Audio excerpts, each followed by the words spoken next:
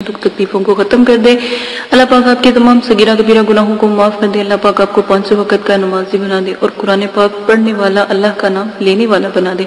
आज जो मैं अपने साथ वज़ाइफ पेश करने जा रही हूँ, शादी के बाद की दुआ है। यानी कि जैसे आपको एक बात मैंने पहले भी आपको एक दुआ मैंने पेश की थी, मियाँ बीवी के दरमियान की दुआ, ठीक है।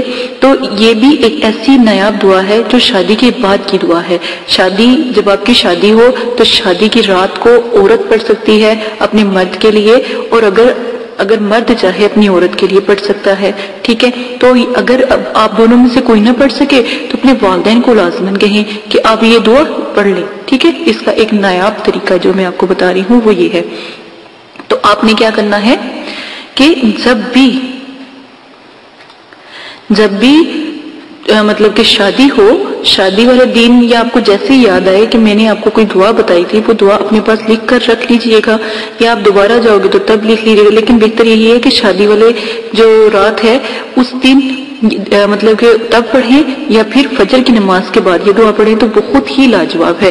तो सारी जिंदगी इस दुआ के हिसार में आप लोग रहोगे और सारी जिंदगी अल्लाह पाक आपकी मदद करेंगे। और ये दुआ तो इतनी नायाब और इतनी खास है, अल्लाह पाक ने अपने बंदों के लिए दुआ फरमाई है। तो ये दुआ हर मर्द और औरत को जिंदगी भर मांगते रहना चाहिए। बहुत ही मुबारक दुआ है। इसमें यह है कि शोहर, बीवी, बच्चे, खानदान सबके लिए दुनिया और आखिरत की दुआएं आ जाती हैं। सबसे बड़ी बात यह है।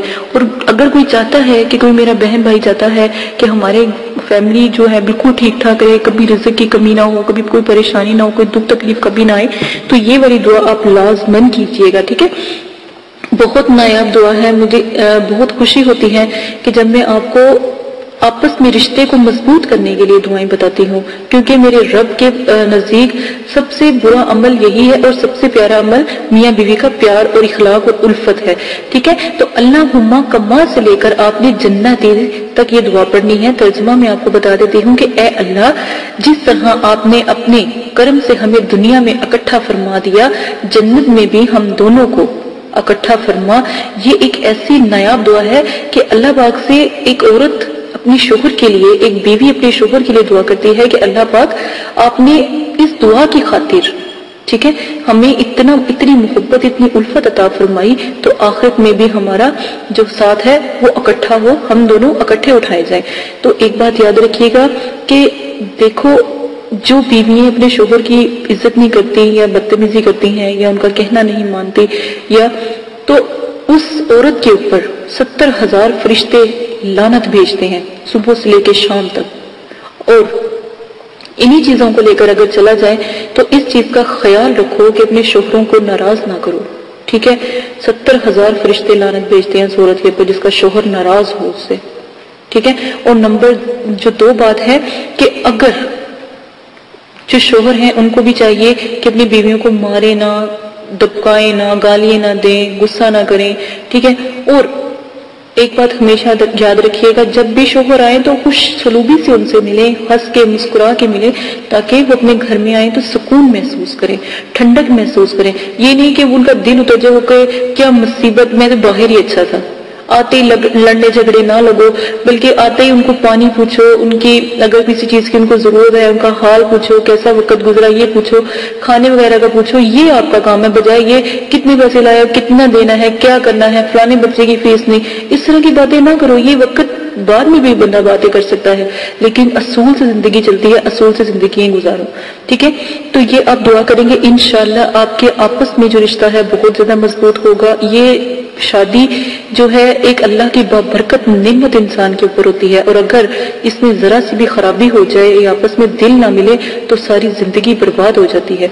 तो इस चीज का ख्याल रखते हुए आप ये दुआएं जरूर किया करें। अगर मेरी कोई भी दुआ आपको दिल को लगती है तो प्लीज आप अपने लिए भी मांगे, अपनी फैमिलीज के लिए भी मांगे, ताकि आपस में मोहब्बत रिश्तों के लिए जो है बरकरार रहे।